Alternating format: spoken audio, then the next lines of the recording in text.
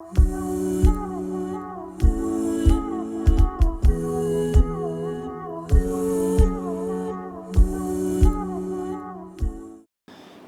للہ رب العالمین والعاقبۃ للمتقین والصلاة والسلام علی سید الانبیاء والمرسلین نبینا محمد وعلی آلہ واصحابہ اجمعین۔ سیرت النبی صلی اللہ علیہ وسلم کے عنوان سے ہماری یہ مجالس ہوتی ہیں۔ آج کی مجلس میں ہم پڑھیں گے اجلاء بنی قینقاع۔ یہود کا ایک قبیلہ مدینہ میں آباد تھا جس کو بنو قینقاع کہا جاتا ہے۔ ان کو مدینہ منورہ سے نکالا گیا۔ یہ کب ہوا اور یہ کیسے ہوا، اس کے بارے میں آج کی ہماری گفتگو ہوگی انشاءاللہ۔ یہود سے اور اہل مدینہ سے، یعنی یہود کے علاوہ بھی جو لوگ ادھر آباد تھے، مسلمان، مشرکین، یہود، ان کے ساتھ نبی کریم صلی اللہ علیہ وسلم کا معاہدہ طے ہوا تھا۔ انصار اور مہاجرین کے درمیان بھی معاہدہ طے ہوا تھا، اور مدینہ میں جتنے لوگ آباد تھے ان میں یہود بھی تھے۔ یہود کے 3 قبیلے تھے، بنو قینقاع، بنو نذیر، بنو قریظہ۔ تو ان کے ساتھ معاہدہ طے پایا تھا، اور اس معاہدے میں یہ بھی تھا کہ مدینہ کی حفاظت کرنا، مدینہ میں پرامن رہنا، یہ ہر شہری کی ذمہ داری ہے۔ اور اگر مدینہ میں باہر سے کوئی اٹیک کرے گا تو اہل مدینہ مل کر اس کا مقابلہ کریں گے۔ اس کے بارے میں ہم پڑھ چکے اپنے سابقہ درس میں کہ وہ جو معاہدہ تھا جس کو میثاق کہا جاتا ہے، اس میں کیا کیا چیزیں طے پائی تھی، اور وہ معاہدہ اس میں کیا کچھ لکھا تھا، تفصیل سے ہم نے اپنے سابقہ سبق میں پڑھا۔ اب وہ جو معاہدہ تھا اس کی تعمیل نہ ہوئی، یہود کی طرف سے اس معاہدے کو توڑا گیا۔ یہود نے معاہدے کا نقض کیا، معاہدے کو توڑا، جس کی وجہ سے بنو قینقاع جو یہودیوں کا ایک قبیلہ تھا، اس کو مدینہ سے جلا وطن کیا گیا۔ نبی کریم صلی اللہ علیہ وسلم جب غزوہ بدر سے فاتح بن کر واپس لوٹے مدینہ منورہ میں، تو اس وقت یہود کو یہ چیز برداشت نہ ہوئی۔ وہ حاسد تھے، حسد کیا کرتے تھے، اور کینہ اور بغض ان کے دل میں موجود تھا۔ اور جب انہوں نے دیکھا کہ مسلمانوں نے قریش کے خلاف معرکہ کیا اور اس میں کامیاب ہو گئے، تو اب یہود، اور خصوصاً یہود میں سے بنو قینقاع کے لوگ، ان کو یہ چیز برداشت نہ ہوئی، حسد کرنے لگے، بغض اور کینے کی وجہ سے انہیں یہ برداشت نہ تھا، اور ناپسند تھا ان کو کہ مسلمانوں کو کیوں فتح ہوئی۔ تو پہلے سے بھی یہود شرارتیں کیا کرتے تھے، اور ان نے مزید مدینہ کے امن کو خراب کرنے کی سازش شروع کر دی، اور یہ دشمنی ان کی جو ان کے دل میں چھپی ہوئی تھی وہ ظاہر ہونا شروع ہو گئی۔ تو خیر یہ واقعہ کب پیش آیا، اس کے بارے میں مورخین یہ لکھتے ہیں کہ غزوہ بدر کے بعد، اور امام زہری رحمۃ اللہ علیہ نے اس کی تاریخ بھی لکھی ہے، اور وہ لکھتے ہیں کہ بنو قینقاع کو کب جلا وطن کیا گیا، کب مدینہ سے نکالا گیا، اس کی تاریخ کیا تھی۔ وہ کہتے ہیں کہ شوال میں، فی شوال من السنۃ الثانیۃ من الہجرہ، ہجرت کے دوسرا سال اور شوال کا مہینہ تھا، اس وقت ان کو مدینہ سے نکالا گیا۔ اور امام واقدی رحمۃ اللہ علیہ لکھتے ہیں کہ ہفتے کا دن تھا،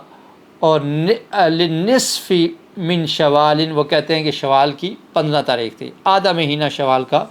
گزر چکا تھا۔ تو خیر شوال میں ایسا ہوا، شوال کا آدھا مہینہ گزر چکا تھا جب یہ ان کے خلاف،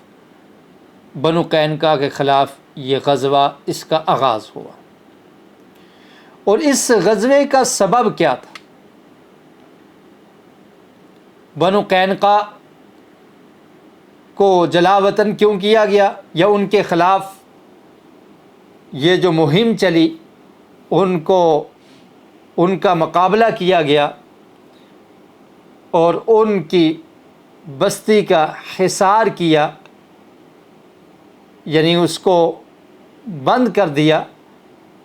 اس کا سبب کیا تھا؟ تو پہلا سبب تو یہ تھا کہ یہود کے اندر غصہ اور حسد تھا کہ مسلمان بدر میں فاتح کیوں بنے ہیں، مسلمانوں کو بدر میں، غزوہ بدر میں ان کو فتح نصیب ہوئی، کامیاب ہو گئے، مشرکین پر غالب آ گئے، تو ایسا کیوں ہوا؟ یہ غصہ اور حسد ان کے اندر موجود تھا۔ اور اب اس غصے اور حسد کی وجہ سے وہ دشمنی جو ان کے دل کے اندر تھی، جو بغض دل کے اندر تھا، وہ باہر نکلنا شروع ہو گیا اور اس کا اظہار وہ کرنے لگے۔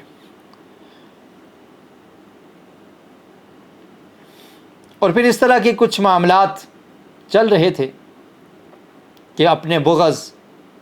اور اپنے حسد کا وہ اظہار کرتے تھے، مسلمانوں کے ساتھ دشمنی انہوں نے شروع کر دی تھی۔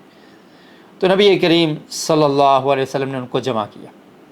اب چونکہ آقا علیہ الصلوۃ والسلام مدینہ کے رئیس ہیں، والی ہیں، اور مدینہ میں رہنے والے یہود بھی ہیں، مسلمان بھی ہیں، تو یہود کی جب یہ خرابیاں دیکھی تو پیارے رسول صلی اللہ علیہ وسلم نے ان کو جمع کیا اور ان کو نصیحت کی۔ بدر کی فتح کے بعد، غزوہ بدر کے بعد جب آپ مدینہ میں آئے تو آپ نے ان کی شرارتوں کو دیکھا، اور یہ مدینہ کے امن کو خراب کر رہے ہیں، مسلمانوں کے ساتھ دشمنیاں مول لے رہے ہیں، ان کو تنگ کر رہے ہیں۔ تو پیارے رسول صلی اللہ علیہ وسلم نے ان کو انہی کے بازار میں، جس کا نام تھا سوق بنی قینقاع، یہ جس بستی میں رہتے تھے اس کا نام بھی یہی تھا، اسی نام سے بنو قینقاع کے نام سے وہ بستی تھی، اور وہاں پر ایک بازار تھا، وہاں پر آقا علیہ الصلوۃ والسلام نے ان کو جمع کیا۔ یہ دیکھیں، یہ ایک والی کی ذمہ داری ہوتی ہے۔ سیرت سے ہم جو سیکھ رہے ہیں، یہی چیزیں ہم نے سیکھنی ہیں۔ نبی کریم صلی اللہ علیہ وسلم کی سیرت مطہرہ کو پڑھنے کا مقصد یہ ہے کہ ہم اس سے کچھ سیکھیں۔ لقد کان لکم فی رسول اللہ اسوۃ حسنہ، کہ پیارے رسول صلی اللہ علیہ وسلم کی زندگی تمہارے لیے بہترین نمونہ ہے۔ تو ایک والی، ایک حکمران، کسی بستی کا ذمہ دار، کسی ادارے کا انچارج، یا پورے ملک کا جو ذمہ دار ہے، اس نے امن و امان کا خیال رکھنا ہے۔ اگر کہیں بھی امن و امان کو خراب کیا جا رہا ہے تو اس کی ذمہ داری ہے کہ وہ جو خرابی کرنے والے ہیں ان کو روکے اور معاشرے کے امن کو برقرار رکھنے کے لیے وہ کوشش کرے۔ چنانچہ نبی کریم صلی اللہ علیہ وسلم نے یہودیوں کا وہ بازار بنو قینقاع کا، وہاں پر ان کو جمع کیا اور ان کو نصیحت کی اور کہا، یا معشر یہود اسلموا قبل ان یصیبکم مثل ما اصاب قریشا، مطیع اور فرمانبردار ہو جاؤ، مسلمان ہو جاؤ، اسلام قبول کر لو، اس سے پہلے کہ جیسے قریش کی حالت تم نے دیکھی ہے کہ اللہ رب العالمین نے مدد کی، اللہ کی مدد آئی، مسلمانوں کی مدد ہوئی، اور وہ ذلت اور رسوائی ان کا مقدر بن گئی، وہ ذلیل ہوئے، رسوا ہوئے، اللہ کا عذاب تھا ان پر، تو تم بھی اسلام کو قبول کر لو اس سے پہلے کہ جو قریش کی حالت ہوئی بدر میں، وہی حال تمہارا نہ ہو جائے۔ اب ان کو سمجھانا تھا اور یہ سمجھایا کہ تاکہ یہ مطیع اور فرمانبردار ہو کر رہیں، امن و امان کا خیال رکھیں، اسلام قبول کر لیں تو دنیا میں بھی ان کو عزت اور وقار مل جائے گا، اور آخرت میں جہنم کی آگ سے بھی بچ جائیں گے۔ تو وہ کہنے لگے، ان میں چونکہ تکبر تھا، اور پھر حسد اور بغض سے بھرے ہوئے تھے، تو کہنے لگے یا محمد لا یغرنک من نفسک انک قتلت نفرا من قریش کان اغمارا لا یعرفون القتال۔ فرمایا اے محمد صلی اللہ علیہ وسلم، آپ کو یہ دھوکہ ہے کہ آپ نے قریش سے لڑائی کی ہے، قتال کیا ہے اور آپ کو فتح مل گئی، آپ ان کے مقابلے میں جیت گئے، تو یہ آپ کا دھوکہ ہے، آپ کا پالا ان لوگوں سے پڑا ہے۔ اگر ہمارے ساتھ آپ کا مقابلہ ہوتا تو پھر آپ دیکھتے کہ ہم کون لوگ ہیں، ہم تو طاقتور ہیں، ہم لڑنے والے ہیں، ہم لڑائی کو جانتے ہیں۔ وہ تو جانتے ہی نہیں تھے، انہیں تو جنگ اور قتال کا پتہ ہی نہیں تھا، تو ان کے ساتھ آپ کا پالا پڑا، ان کے ساتھ آپ کا واسطہ پڑا۔ تو آپ کو یہ بات دھوکے میں نہ ڈالے، کہیں ہمارے ساتھ اگر آپ کا واسطہ پڑا تو پھر ایسا نہیں ہوگا۔ تو یہ ایک دھمکی بھی تھی۔ اب انہوں نے معاہدہ کیا ہوا ہے کہ ہم رسول مکرم صلی اللہ علیہ وسلم کو مدینہ کا والی مانتے ہیں، اور معاہدہ طے پا گیا ہے کہ امن و امان کا خیال رکھنا ہے اور معاشرے میں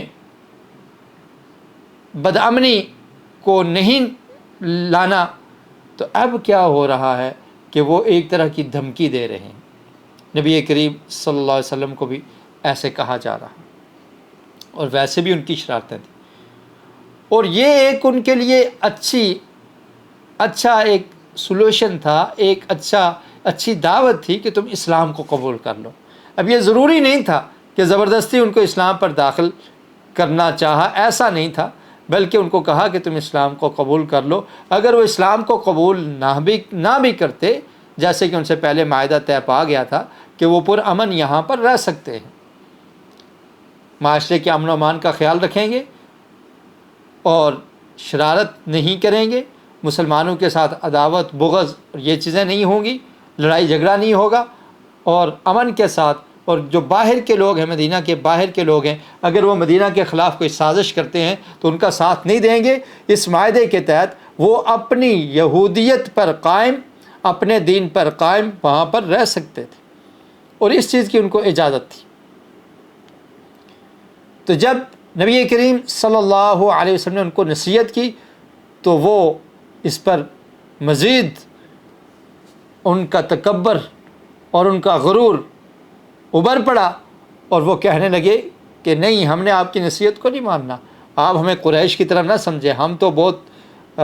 لڑائی اور قتال کو جاننے والے لوگ ہیں، ہمارے ساتھ آپ کا واسطہ نہیں پڑا۔ تو یہ روایت حافظ ابن حجر رحمۃ اللہ علیہ نے اس کو حسن کہا ہے، اور کچھ نے ضعیف بھی کہا ہے، لیکن ایک تاریخی واقعہ اس سے یہ ثابت ہوتا ہے کہ انہوں نے ایسا کیا۔ اور اس کے علاوہ ایک اور شرارت ان کی طرف سے جو ہوئی وہ یہ تھی کہ ایک مسلمان عورت، چونکہ یہود ان کا بازار تھا، وہاں پر وہ بزنس کرتے تھے، تو ایک مسلمان عورت بازار میں آئی کچھ خریدنے کے لیے، کچھ لینے کے لیے، تو یہودیوں نے اس عورت کو تنگ کیا اور اسے کہا کہ تم چہرے کو جو ڈھانپ رہی ہے چہرے کو واضح کرو، بے پردگی کا کہا۔ خیر وہ نہ مانی، اور وہ ایک جگہ پر بیٹھی ہوئی تھی، تو چپکے سے ایک یہودی نے اس کی چادر کو کسی چیز کے ساتھ باندھ دیا، گرہ لگا دی۔ چنانچہ جب وہ اٹھی تو وہ بے پردہ ہو گئی، چادر کو کسی چیز کے ساتھ باندھ دیا اور وہ اٹھ کر چلنے لگی، چادر وہاں رہ گئی اور وہ بے پردہ ہو گئی۔ جب ایسا اس یہودی نے کیا تو اس عورت نے چیخ و پکار کی، مسلمان عورت کی بے حرمتی کی گئی، اس کی چادر کو اتار کر بے پردہ کر دیا، اور پھر یہ لوگ اس پر کہکا لگا رہے ہیں، ہنس رہے ہیں۔ جب اس صورت کو وہاں پر ایک مسلمان اس نے دیکھا تو وہ مسلمان بھاگتا ہوا آیا اور اس نے آ کر اس یہودی کو قتل کر دیا جس نے یہ حرکت کی تھی۔ جب یہودی کا قتل ہوا تو دیگر یہودی انہوں نے مسلمان کو قتل کر دیا۔ اب یہودی قتل ہوا اپنی شرارت کی وجہ سے، تو جو مسلمان جس نے قتل کیا تھا تو یہودیوں نے مل کر اس مسلمان کو قتل کر دیا۔ جب مسلمان کے گھر والوں کو یہ خبر ملی تو انہوں نے دیگر مسلمانوں سے مدد طلب کی کہ تم ہماری مدد کرو، ہمارے ایک آدمی کو بے گناہ اس کو قتل کر دیا ہے، اور ایک مسلمان عورت کے ساتھ یہودیوں نے یہ شرارت بھی کی ہے۔ اور پھر یہ مسلمانوں کے درمیان اور یہودیوں کے درمیان یہ لڑائی برپا ہوگی۔ تو آپ ذرا اندازہ لگائیں کہ یہ یہودی کس قدر سازش کرنے والے اور کس قدر عہد و پیمان کو توڑنے والے، شرارت کی جس کی وجہ سے لڑائی برپا ہوگی۔ اور جب یہ لڑائی ہوئی، نبی کریم صلی اللہ علیہ وسلم کو بھی اس بات کی خبر ملی، تو پیارے رسول صلی اللہ علیہ وسلم نے یہود کا محاصرہ کر لیا، بنو قینقاع کا۔ تو یہ ایک واقعہ تھا۔ اس طرح کے اور بھی واقعات نبی کریم صلی اللہ علیہ وسلم نے ان کو سمجھانے کی کوشش کی، اس پر بھی وہ تکبر اور غرور کرنے لگے، اور پھر ان کے اندر یہ دشمنی جو مسلمانوں کے خلاف تھی اس کو وہ ظاہر کرتے تھے، کبھی کوئی شرارت کر کے کبھی کوئی شرارت کر کے، اور ایک یہ شرارت کی کہ ایک مسلمان عورت کے تقدس کو پامال کیا، اس کے پردے کو زائل کرنے کی انہوں نے کوشش کی۔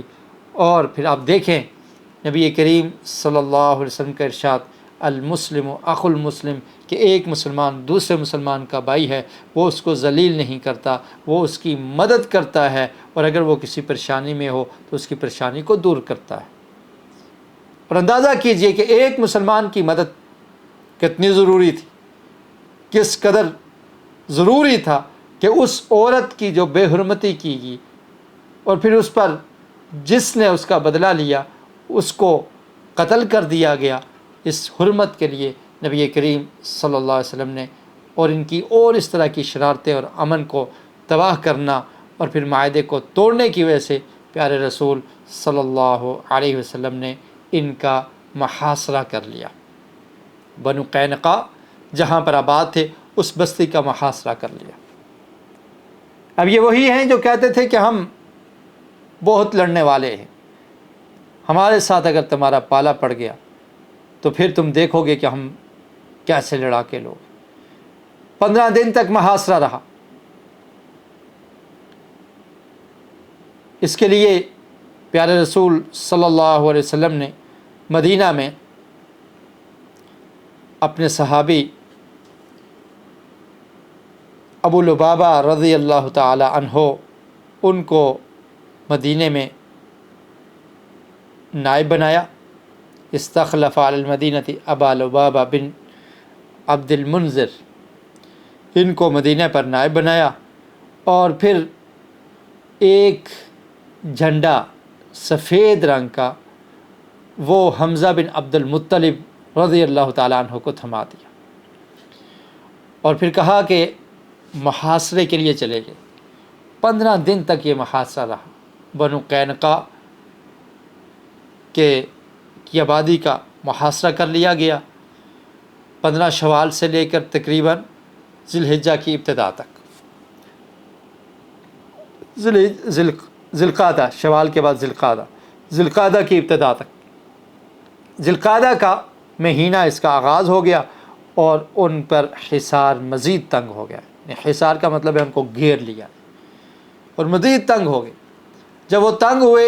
تو انہوں نے کہا کہ ہم آپ کی بات کو قبول کرنے کے لیے تیار ہیں۔ رسول مکرم صلی اللہ علیہ وسلم کو کہا کہ جو آپ کا فیصلہ ہوگا ہمیں قبول ہے، اور پھر انہوں نے یہ گزارش کی کہ ہمارے جو مال ہیں وہ آپ کے لیے ہیں،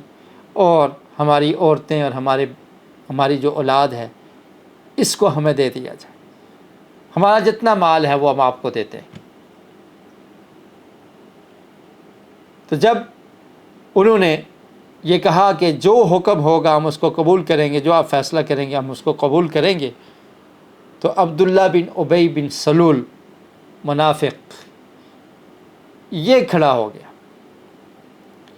اور اس نے کہا کہ رسول مکرم صلی اللہ علیہ وسلم آپ نرمی کیجیے ان کے ساتھ۔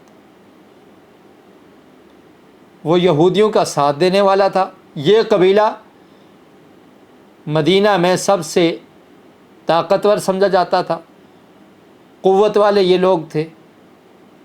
لڑائی میں بہت تیز یہ لوگ تھے، اور عبداللہ بن ابی کے حلیف تھے،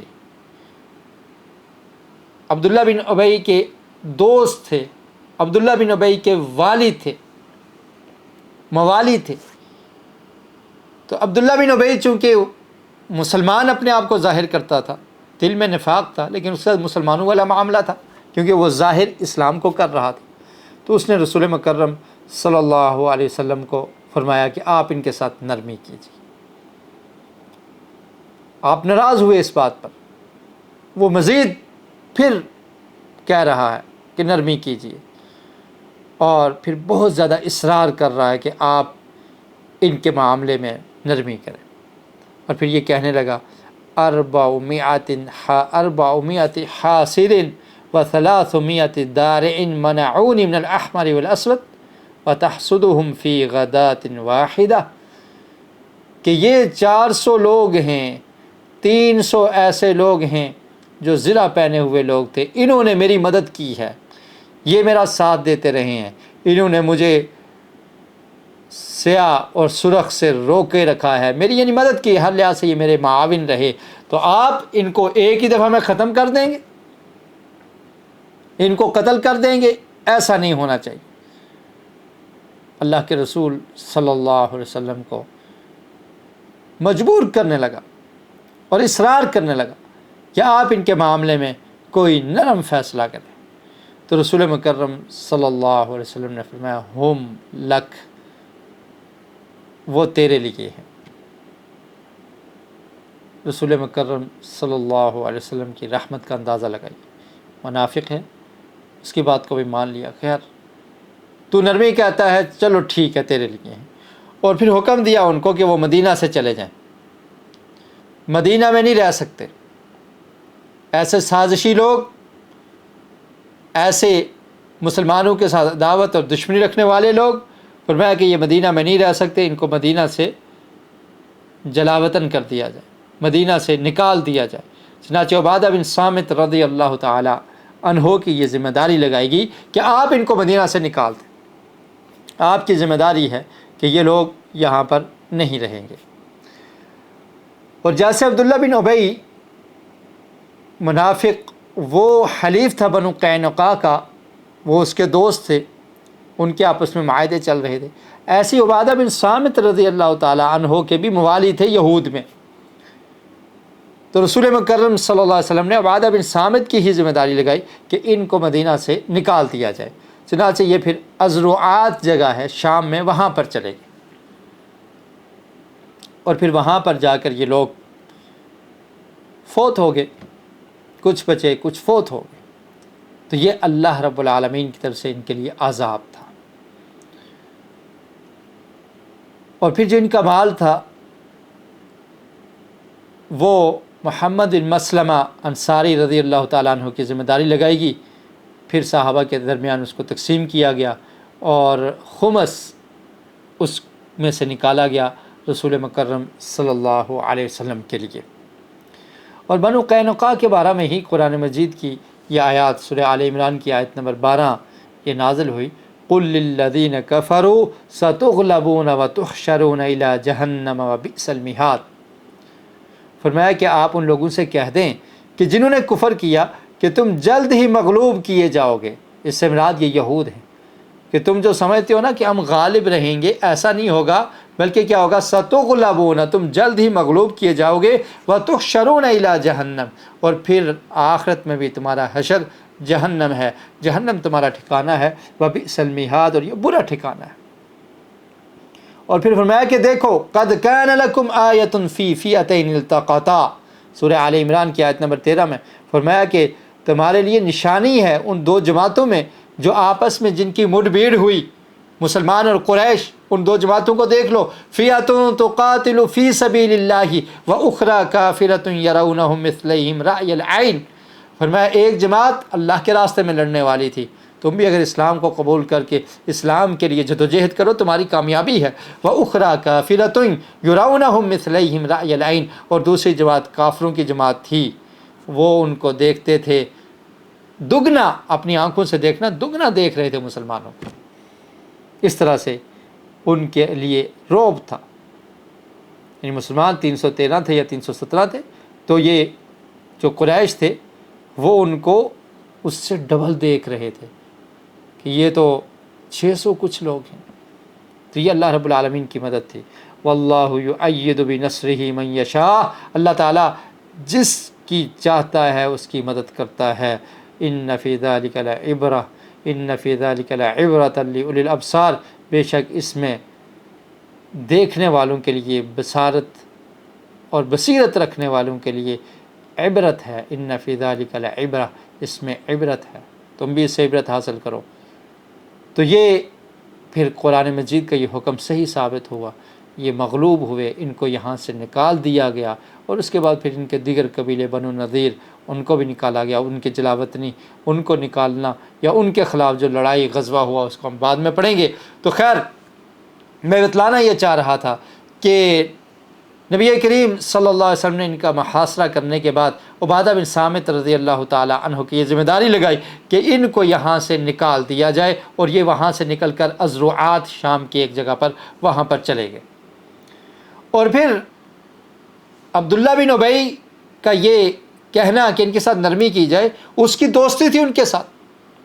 حالانکہ قرآن مجید میں اللہ رب العالمین نے فرمایا یا ایھا الذین آمنوا لا تتخذوا اليہود والنصارى اولیاء، کہ اے ایمان والو یہود و نصارہ کو اپنا دلی دوست نہ بناؤ۔ عبداللہ بن ابی دوستی نبھا رہا تھا، یہ اللہ کے دشمن، رسول مکرم صلی اللہ علیہ وسلم کے دشمن، مسلمانوں کے دشمن، مدینہ کی ریاست کے دشمن، اس کے امن و امان کو تباہ کرنے والے، شرارتیں کرنے والے، اس کے باوجود عبداللہ بن ابی جو اپنے آپ کو مسلم شو کرتا تھا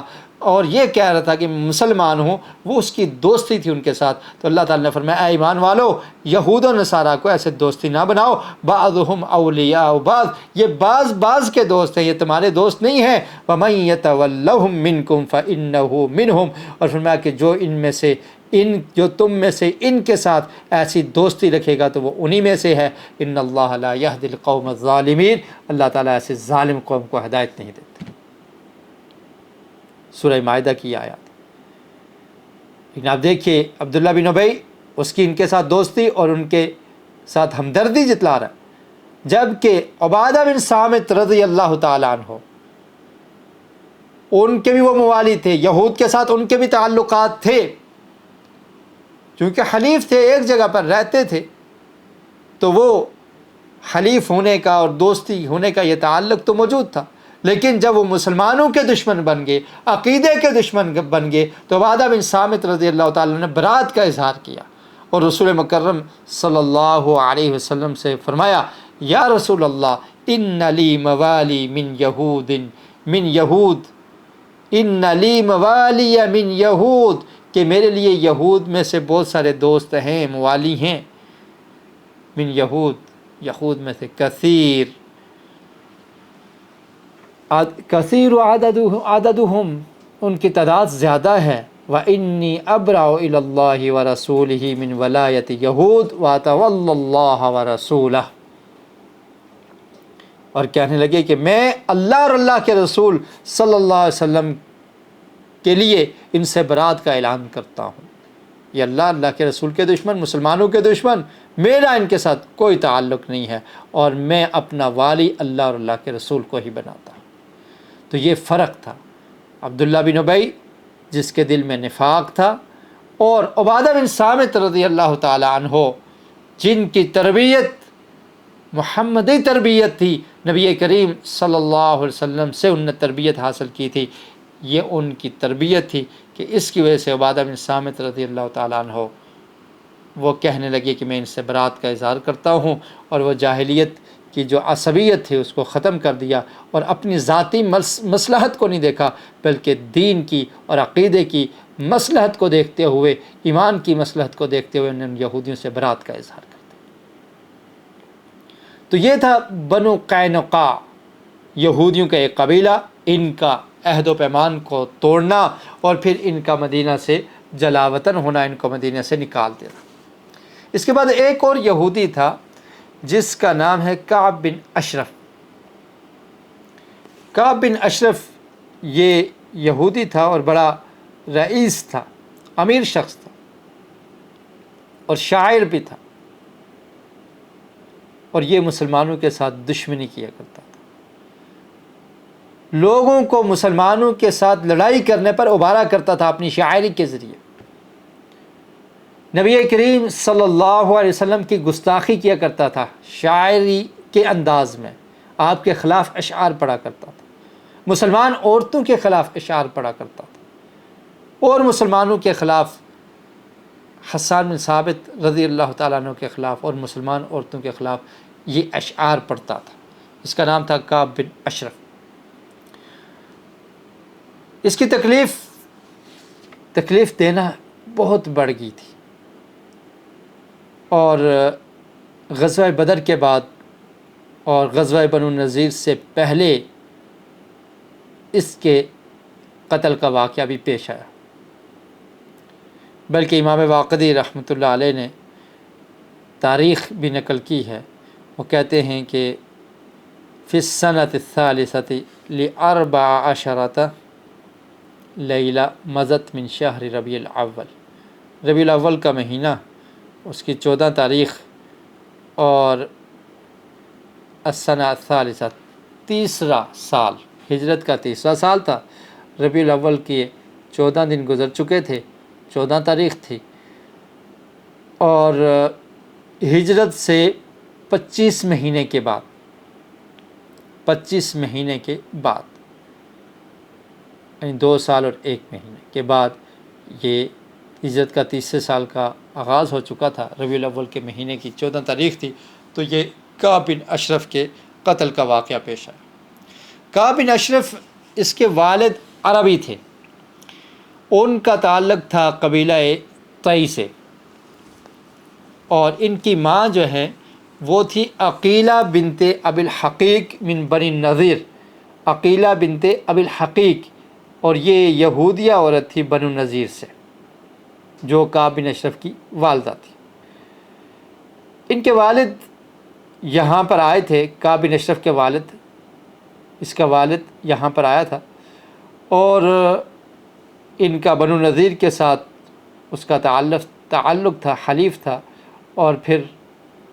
وہاں پر ہی اس کی شادی ہو گئی۔ اور جو کعب بن اشرف تھا تو یہ شاعر تھا، اسلام کے خلاف اس کی زبان چلتی تھی، اور مسلمانوں کے جب بدر میں مسلمانوں کو مدد ملی اور اللہ کی طرف سے مدد ملی اور مسلمانوں کو فتح نصیب ہوئی، تو یہ بہت زیادہ پریشان ہوا، اور اس کے بعد اس نے پھر مکہ میں جا کر لوگوں کو ابھارا کہ تم دوبارہ سے مدینہ پر اٹیک کرنے کی کوشش کرو، دوبارہ سے مسلمانوں کے خلاف تیاری کرو، ان کو جا کر کفار کو ابھارا کرتا تھا، اور نبی کریم صلی اللہ علیہ وسلم کے خلاف اشعار پڑھا کرتا تھا، اور اسی طرح کفار قریش کو ابھارتا تھا، اور انہیں کہتا تھا کہ تمہارے دوست، تمہارے رشتہ دار بدر میں مارے گئے ہیں، تمہیں ان کا بدلہ لینا چاہیے، اور مسلمان عورتوں کے خلاف بھی اس طرح سے اشعار پڑھا کرتا تھا۔ تو نبی کریم صلی اللہ علیہ وسلم نے اس کے قتل کا حکم دیا کہ اس کو قتل کر دیا جائے، کون اس کو قتل کرے گا؟ اور امام بخاری رحمۃ اللہ علیہ نے اس کے جو قتل کی خبر ہے، جو روایت ہے، اس کو صحیح بخاری میں امام بخاری رحمۃ اللہ علیہ نے بیان کیا ہے، اور کتاب المغازی یعنی جہاد کے چپٹر میں، اور پھر اس پر یہ باب قائم کیا، باب قتل کعب بن الاشرف کہ کعب بن اشرف کے قتل کا باب، اور اس میں یہ تفصیل سے یہ روایت ذکر ہے، اس کا واقعہ ہم صحیح البخاری سے ہی پڑھ لیتے ہیں، اور اس میں تفصیل سے ملتا ہے کہ کعب بن اشرف کو کس طرح سے قتل کیا گیا۔ تو خیر اس کی یہ شرارتیں تھیں، مسلمانوں کے خلاف کافروں کو جنگ پر ابھارنا، اور مسلمانوں کے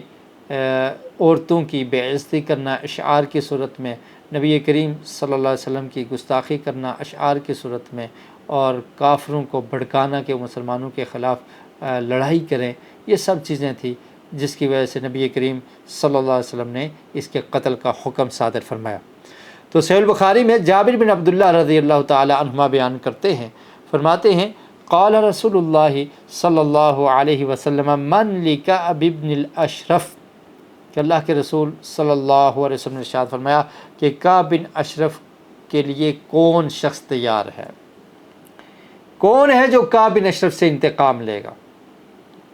کون ہے جو کعب بن اشرف کو قتل کرے گا۔ فَإِنَّهُ قَدْ آذَى اللَّهَ وَرَسُولَهُ، کیونکہ اس نے اللہ اور اللہ کے رسول کو تکلیف دی ہے، اللہ کے رسول کو تکلیف پہنچائی۔ آپ دیکھیں نا نبی کریم صلی اللہ علیہ وسلم کا یہ ارشاد بھی موجود ہے کہ جس نے اللہ کے کسی ولی کو تکلیف پہنچائی گویا کہ اس نے اللہ کے ساتھ جنگ مول لی۔ تو یہاں پر کیا فرمایا اللہ کے رسول نے کہ اس نے اللہ اور اللہ کے رسول کو تکلیف پہنچائی ہے، تو کون اس سے انتقام لے گا۔ فقام محمد بن مسلمہ فقال یا رسول اللہ اتحب ان اقتلہ، محمد بن مسلمہ رضی اللہ تعالیٰ عنہ وہ کھڑے ہو گئے اور فرمانے لگے اللہ کے رسول کیا آپ پسند کرتے ہیں کہ میں اس کو قتل کر دوں؟ قال نعم، تو رسول مکرم صلی اللہ علیہ وسلم نے ارشاد فرمایا ہاں ایسے ہی ہے۔ قال فأذن لی ان اقول شیئا، تو فرمایا اللہ کے رسول پھر مجھے اجازت دیجئے کہ میں کچھ بات کروں گا اس کے ساتھ۔ مطلب یہ تھا کہ اس سے جھوٹ بولوں گا، یعنی ایسے تو وہ قابو میں نہیں آنے والا، لیکن میں اس سے کچھ جھوٹ بول کر تو اس کو اپنی گرفت میں لوں گا، تو مجھے اس کی اجازت دے دیجیے۔ یا ایک معنی یہ ہے کہ میں اسلام کے خلاف کوئی بات کروں گا، یعنی دل تو میرا مطمئن ہوگا لیکن اس کو پھنسانے کے لیے میں ایسی بات کروں گا جو اسلام کے مخالف ہوگی، تو مجھے اس مہم کو پورا کرنے کے لیے مجھے اجازت دے دی جائے۔ چنانچہ نبی کریم صلی اللہ علیہ وسلم نے ارشاد فرمایا قل، آپ کہہ سکتے ہو، یہ کام کرنے کے لیے آپ کہہ سکتے ہو، جھوٹ کا سہارا بھی لے سکتے ہو۔ اور قتال میں جب کفار سے مقابلہ ہو تو اس وقت جب مقابلہ جاری ہے تو اس وقت کفار کے ساتھ جھوٹ بولا جا سکتا ہے۔ فَأَتَاهُ محمد بن مسلمہ، تو محمد بن مسلمہ آگے اور آ کر کہا ان هذا الرجل قد سألنا صدقہ وإنه قد عنانا۔ محمد بن مسلمہ کعب بن اشرف کے پاس آئے، اس کو جانتے تھے اور بلکہ رشتہ دار تھے۔ محمد بن مسلمہ کعب بن اشرف کی بہن کے بیٹے تھے، لیکن انہوں نے اسلام قبول کر لیا تھا اور وہ کافر تھا۔ تو جب اس کے پاس آئے اور آ کر یہ بات کہی کہ نبی کریم صلی اللہ علیہ وسلم کے بارے میں کہا کہ یہ آدمی ہم سے صدقے کا سوال کرتا ہے، ہم سے مانگتا ہے کہ صدقہ دو، زکوٰۃ بھی مسلمان دیتے ہیں اور صدقہ ہم سے مانگتے ہیں اور ہمیں تھکا دیا اس نے۔ یہی بات اس کی اجازت لے کر آئے تھے کہ میں ایسی بات کروں گا کہ تاکہ وہ میری بات پر اعتماد کر لے، اس کو پھنسانے کے لیے۔ تو چنانچہ محمد بن مسلمہ نے کہا کہ یہ آدمی ہم سے مانگتا رہتا ہے، صدقہ مانگتا ہے اور کہتا ہے اپنے مال کو خرچ کرو، تو ہم تو تھک گئے ہیں اپنے مال دے دے کر، ہمارے پاس کچھ ہے نہیں ہے، تو اب میں تمہارے پاس آیا ہوں وَإِنِّي قَدْ آتَيْتُكَ أَسْتَسْلِفُكَ، کہ میں تجھ سے قرضہ طلب کرتا ہوں، کچھ دے دو تاکہ میں ایسا کروں۔ اور پھر کہا کہ اس نے کہا کہ ہاں یار، ہاں یہ بات تو ہے کہ اس نے ہمیں تکلیف میں ڈال دیا ہے، قد اتبعناه فلا نحب ان ندعه حتى ننظر الى اي شيء يصير شأنه۔ تو اس نے پوچھا کہ پھر تمہیں اگر تھکا دیے تم کیوں پھر اس کی بات کو مانتے ہو، اتباع کیوں کرتے ہو؟ تو محمد بن مسلمہ رضی اللہ تعالیٰ عنہ نے کہا کہ ہم اس لیے اطاعت کرتے ہیں کہ ہم اس کی پیروی کر رہے ہیں کہ دیکھ لیں کہ اس کا معاملہ کہاں تک جاتا ہے، کہاں تک پہنچتا ہے، ہم یہ دیکھنے کے لیے اس کے ساتھ ہیں۔ تو خیر کہا کہ وَقَدْ عَرَدْنَا أَن تُسْلِفَنَا وَسْقًا أَوْ وَسْقَيْن، ہمیں تھوڑا سا تم کھجوریں یا تھوڑا سا کچھ ہمیں دے دو، 1 وسق یا 2 وسق دے دو، تاکہ ہم اس کو صدقہ دے سکیں، ہمارے پاس تو مال ختم ہو گیا، تم سے ہم قرض لینا چاہتے ہیں، قرض کے طور پر ہمیں دے دو۔ اور اس حدیث کے راوی ہیں وَحَدَّثَنَا عَمْرٌ غَيْرَ مَرَّةٍ فَلَمْ يَذْكُرْ وَسْقًا أَوْ وَسْقَيْن، جو عمر رہے راوی تو انہوں نے وسق اور وسقین کا ذکر نہیں کیا، یہ کہا کہ ہم تجھ سے قرض لینا چاہتے ہیں، لیکن اس کا جو پیمانہ تھا کہ 1 وسق یا 2 وسق، اس کا ذکر نہیں کیا۔ تو بہرحال اس نے یہ کہا کہ فقال نعم، اس نے کہا ٹھیک ہے، قرض تو میں تمہیں دے دوں گا، بلکہ تمہیں یہ کرنا ہوگا ارہنونی، تم میرے پاس کچھ رہن رکھو، گروی رکھو، کہ تمہیں میں قرض دیتا ہوں لیکن میرے پاس کوئی چیز گروی رکھو کہ جب تم قرض واپس لوٹاؤ گے یہ تمہاری چیز تمہیں واپس کر دی جائے گی، امانت کے طور پہ میرے پاس گروی رکھو، اس کو کہتے ہیں گروی رکھنا، رہن رکھنا۔ تو اس نے کہا ارہنونی، میرے پاس کچھ رکھو، بلکہ صاف ہی کہہ دیا، چیز نہیں بلکہ خود ہی مانگ لیا کہ ارہنونی نساءکم، اپنی عورتوں کو میرے پاس گروی رکھ لو۔ تو محمد بن مسلمہ نے کہا کیف نرہنک نساءنا وانت اجمل العرب، کہ تو عرب کا خوبصورت ترین شخص ہے اور ہم کیسے اپنی عورتوں کو تیرے پاس گروی رکھیں گے؟ مطلب یہ ہے کہ عورتیں تو ویسے ہی خوبصورتی کو پسند کرتی ہیں، تو تو تو ہر عورت کو ہی پسند ہے، یہ عورتیں تو تجھے ویسے ہی پسند کرتی ہیں، تو تیرے پاس عورتوں کو گروی رکھنے کا کوئی مقصد نہیں بنتا، وہ تو ویسے بھی تجھے منع نہیں کرتی۔ مطلب یہ تھا اس کو خوش کرنے کے لیے ایسا کہا۔ اور اس کی دیکھیں حماقت، دیکھیں کہ 1 وسق 2 وسق تھوڑی سی کھجوریں جو لینی تھی قرض پر، تو اس پر کیا کہہ رہا ہے کہ اپنی عورتوں کو میرے پاس گروی رکھو۔ اور پھر جب اس طرح سے کہا گیا کہ کیف نرہنک نساءنا وانت اجمل العرب، کہ تو عرب کا خوبصورت ترین شخص ہے، تیرے پاس عورتوں کو گروی رکھنا یہ تو کوئی مقصد نہیں ہے، پھر کہنے لگا فرہنونی ابناءکم، چنانچہ اپنے بیٹے میرے پاس رکھ لو گروی۔ تو محمد بن مسلمہ رضی اللہ تعالیٰ عنہ اور ان کے ساتھیوں نے کہا کیف نرہنک ابناءنا فیسب احدہم فیقال رہن بوسق او وسقین ھذا عار علینا، کہ کیسے ہم اپنے بیٹے تمہارے پاس گروی رکھ لیں، کہ یہ تو بہت بڑی ملامت والی بات ہے اور یہ عیب والی بات ہے کہ ان کو برا بھلا کہا جائے گا کہ تم 1 وسق یا 2 وسق تھوڑی سی چیز لینے کے لیے تمہیں گروی رکھا تھا تمہارے بڑوں نے، تمہارے والد نے، تمہارے والدین نے، تو یہ تو ایسا نہیں ہو سکتا۔ پھر خود ہی سے کہہ دیا وَلَكِنَّا نَرْهَنُكَ اللَّعْمَةَ، کہ ہم تیرے پاس اسلحہ گروی رکھتے ہیں۔ اور اس میں بھی دیکھیں کہ محمد بن مسلمہ رضی اللہ تعالیٰ عنہ وہ کس قدر مہارت رکھتے تھے، اور انہوں نے خود سے ہی تیسرا آپشن دے دیا، اور آپشن بھی ایسا دیا کہ اگر اسلحہ بعد میں اس کو قتل کرنے کے لیے لائیں گے بھی تو اس پر کوئی وہ بول نہیں سکے گا، یہی سمجھے گا کہ یہ تو گروی رکھنے کے لیے لا رہے ہیں، مجھ سے قرض لیں گے اس لیے اسلحہ میرے پاس رکھیں گے۔ تو خیر اسلحہ لایا گیا، کہا ہم اسلحہ تمہارے پاس رکھ دیں گے۔ پھر ایک رات ابو نائلہ اور وہ اور محمد بن مسلمہ یہ آئے۔ ابو نائلہ جو ہیں یہ کعب بن اشرف کے رضاعی بھائی ہیں، دودھ والے بھائی ہیں ابو نائلہ، وہ بھی مسلمان تھے، صحابی رسول تھے وہ، اور محمد بن مسلمہ آئے اور انہوں نے اس کو بلایا کہ تم ذرا باہر آ جاؤ، قلعے میں آ جاؤ، اور وہ ان کے پاس آیا تو اس کی عورت کہنے لگی این تخرج هذه الساعة، ابھی کہتے ہیں کہ کعب بن اشرف کی شادی ہوئی تھی، نئی شادی تھی، تو اس کی بیوی نے کہا کہ اس وقت رات کے وقت تم کدھر جا رہے ہو، یہ اس ٹائم نکلنا مناسب نہیں ہے۔ تو کعب بن اشرف کہنے لگا انما هو محمد بن مسلمہ و اخی ابو نائلہ، محمد بن مسلمہ ہے میرا دوست ہے اور میرا رضاعی بھائی ابو نائلہ ہے، اور یہ اگر مجھے بلاتے ہیں تو میں تو ان کی آواز کو سن کر جاؤں گا اور میں چلا جاتا ہوں، کوئی بات نہیں ہے، یہ تو اپنے ہی لوگ ہیں۔ تو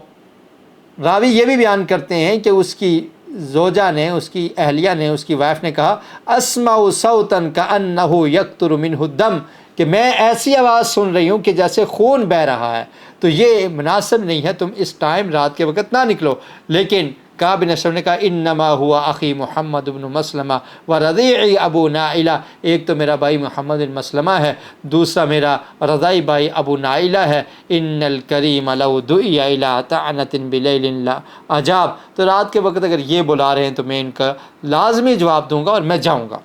چنانچہ محمد بن مسلمہ